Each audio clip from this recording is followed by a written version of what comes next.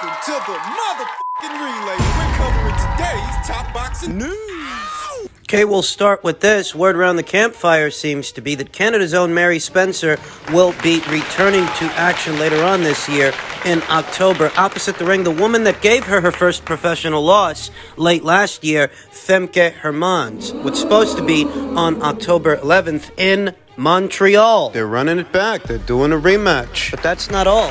It's supposed to be for 2 of the 3 newly vacated titles that Natasha Jonas left behind. Natasha Jonas, who was that division's only unified champion. Talked about that and how she has since moved down to welterweight, picked up a title there. This rematch is supposed to be for the newly vacated IBF and WBO junior middleweight titles. The real problem here is that Mary hasn't fought since suffering that loss late last year. I remember earlier this year, she did have a fight booked, but she suffered an injury in camp and had to withdraw. So that's saying that between late last year, when she lost to Femke, and October of this year, which is coming up, she hasn't fought. She hasn't had a fight, hasn't had the chance to change, to make adjustments, to really work on things. It seems to me that Femke Hermans used Mary Spencer's aggressiveness and inexperience against her. Mary Spencer was a decorated amateur out of Canada. She was a standout amateur, but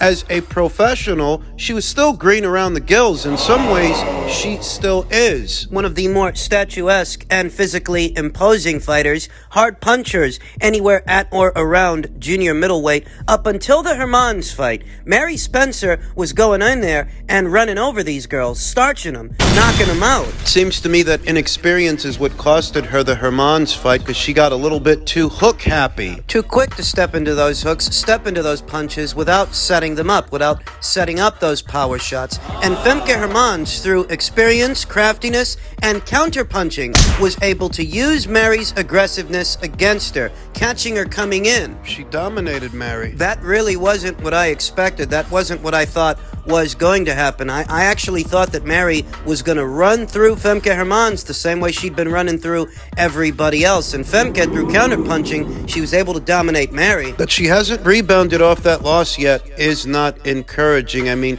because of Mary's amateur background, I think she has the boxing brain to change, to be able to make the necessary adjustments. Mary Spencer, I think, is still a devastating puncher. More devastating even than the woman that beat her, than Femke Hermans. I think she's got more power than Femke, but power by itself, power means nothing if you can't deliver it, if you can't land. That she hasn't fought since December of last year, but Femke Hermans has. After the Mary Spencer fight in December of last year, Femke Hermans has seen action at least 2 times this year. Once in March, then again in June. So not only is Femke already more experienced than Mary Spencer, with more rounds in the bank, she's already beaten her before, but she's been more active, she's been fighting. So the night of, unless Mary Spencer manages to squeeze in a fight between now and October, Femke will be the sharper, more active, and more experienced fighter of the 2. Bittersweet that this is for both the WBO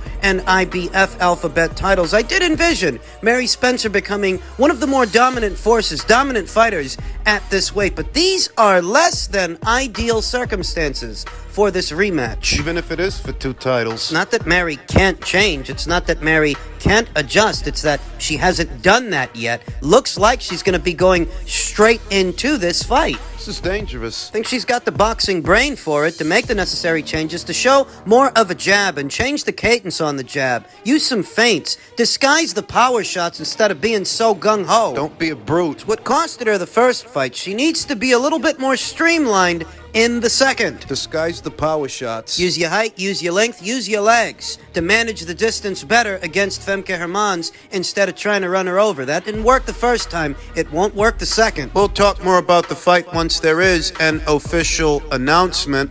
Men's junior middleweight news ahead of the biggest fight of his career. Undisputed junior middleweight champion Charlo says, Tszyu was my challenger, my mandatory challenger, but he does nothing for my career. He still needs to build himself up. It's not looking like these 2 are going to fight. It's not looking like these 2 are ever going to fight. I don't think they are. Jamel has not ruled out a return to 154 pounds or an eventual showdown with Tszyu. Neither seem to be a priority or even a motivational factor at the moment. I know Tszyu was my mandatory challenger, but he does nothing for my career. Charlo insisted to Showtime's Brian Custer when asked about the decision to move up 2 weight classes for his next fight. I want to say that the Tszyu fight for Jermell Charlo was a high-risk, low-reward fight because if he were going through with it, he would be going through with it having not fought since the Castano rematch over a year ago. Ring rust is a real thing. The casual observer, the casual fan, doesn't understand that. The more you do something, the better and sharper you get at it. And the less you do it... The guy hasn't fought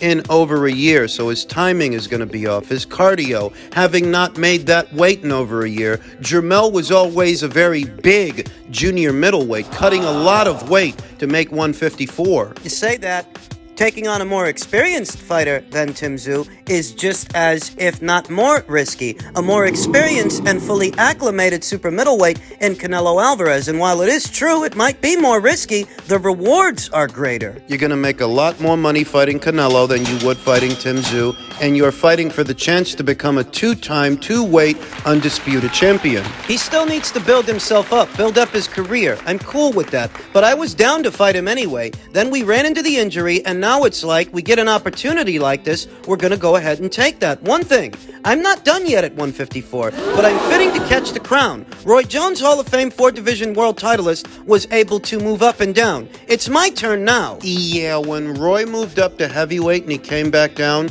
he wasn't the same, and his career took a turn for the worst after that. The rule of thumb is, once you go up, you stay up. Now, Jermell Charlo says that his broken left hand is great and will be ready for action against Canelo. It's funny how his left hand kept him out of action with Tszyu when he was supposed to fight Tszyu, but as soon as Canelo comes a-calling, the left hand is fine. The left hand is great. You don't have to worry about the hand. The hand is going to be great, and it's going to be in action come September 30th. The hand is good, and it's going to be down and ready for the 30th, Charlo said on Showtime. Charlo is looking to join Terrence Crawford and Clarissa Shields and become the 3rd fighter in boxing history in the 4-belt era to become an undisputed champion in 2 weight classes. I made history before, so it feels good, and I know that feeling, and that urge, and that hunger to want to make history and do something that children talk about, said Charlo. That's the dream. It's beyond the dream because some people can barely get to undisputed. Some people think he's avoiding Tszyu, and there are other people that think he's avoiding Terrence Crawford. It's a little hard to wrap my mind around that because he is facing a fully acclimated super middleweight in Canelo,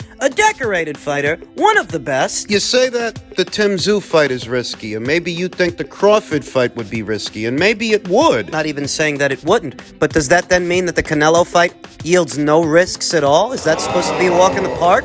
Jumping up 2 weight classes to fight a fully acclimated super middleweight? It's a little hard to wrap my mind around that contention, though I have seen it said in some circles that Jermell is either avoiding Tszyu or he's avoiding Terrence Crawford, that he doesn't want no parts of those guys. I mean, I have seen people saying that. I feel like this decision is fiscal more than anything else. Not that the Crawford fight ain't risky, or the Tszyu fight ain't risky, or the Canelo fight ain't risky. It's that if you're Jermell and you can make a lot of money while taking a risk, obviously that's what you're going to shoot for. You're going to go for the most bang for your buck. I feel like it's a decision that most anyone would have made in that same situation. Any pugilist, any prize fighter, they're going to fight for the biggest prize. And it's not like there isn't some legacy involved. It is the opportunity to fight for undisputed at the 2nd weight. All the belts, all the marbles in one fell swoop against one guy who happens to be the guy that can get you the most money. Guess I'm just not being as negative about it as some people. That's the dream. It's beyond the dream because some people can barely get to undisputed. But I came to the point where I can become undisputed in 2 divisions. I have to seize that moment and opportunity. I'm going to train hard, work hard. I'm ready to go. I'm ready to rock and roll. Just seems like a no-brainer. But I don't have any illusions about what happens afterwards. I don't have any illusions about what happens with Jermell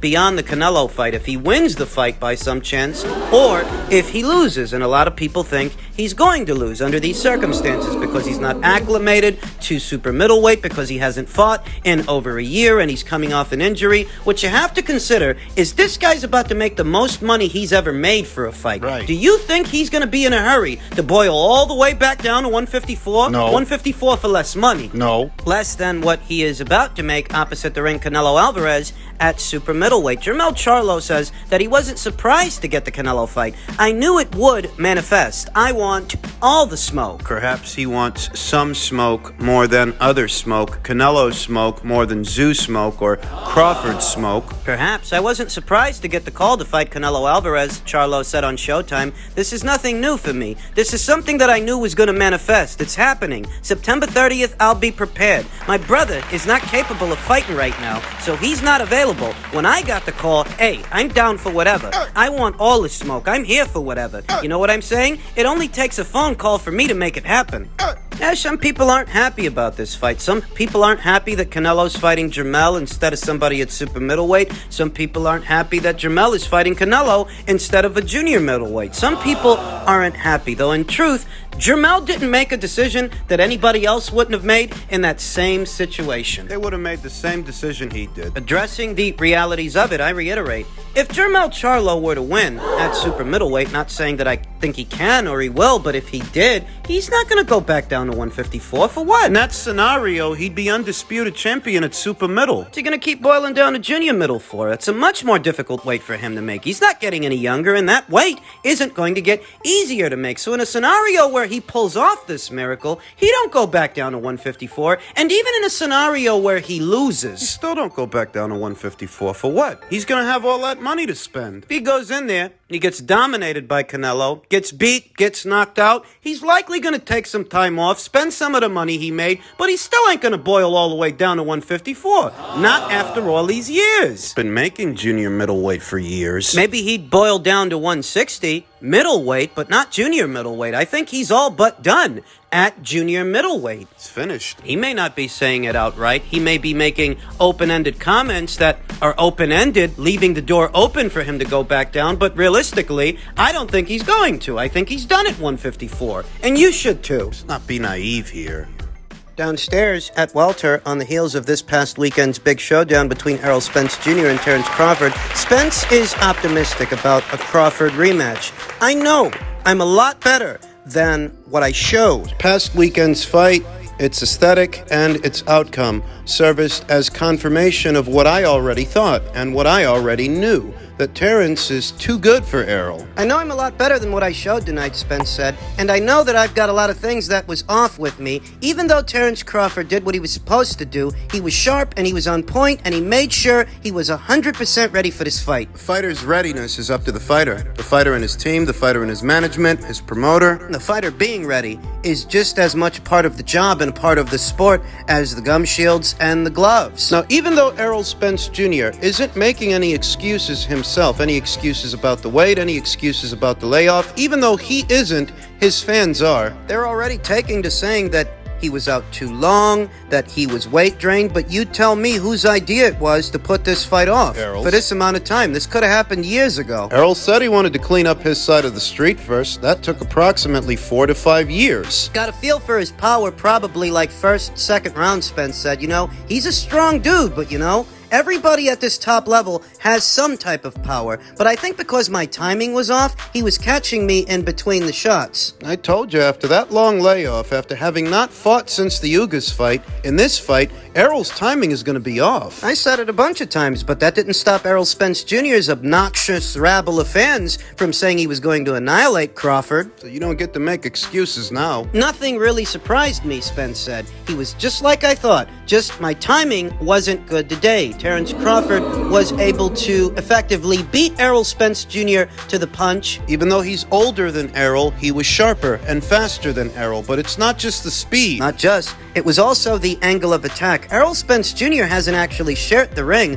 with very many southpaws, let alone elite-level southpaws like Terrence Crawford, who's ambidextrous. He can fight southpaw, he can fight orthodox. He's a lot more subtle than anybody Errol ever fought. These are not broad strokes like what you get from a Sean Porter or a Danny Garcia, or even an Errol Spence Jr. There are layers and subtleties to Terence Crawford's movements inside and outside of the pocket. Was able to take away Errol Spence Jr.'s jab with his own jab. He didn't even have to switch over to orthodox. Was able to prove he's better out of the southpaw stance than Errol Spence Jr., the southpaw is. I saw a curious post from the World Boxing Council via their Twitter account that reads, Errol Spence Jr. Appreciation Post. Dear Errol, you will always be our champion, and we will always support you. Defeats are part of life, and we know you are a resilient human being that will overcome this moment. Whatever's next, you can always count on the WBC. Count on them for what? Count on them to give him a title shot when he moves up to junior middleweight. There's a lot of talk about Errol potentially activating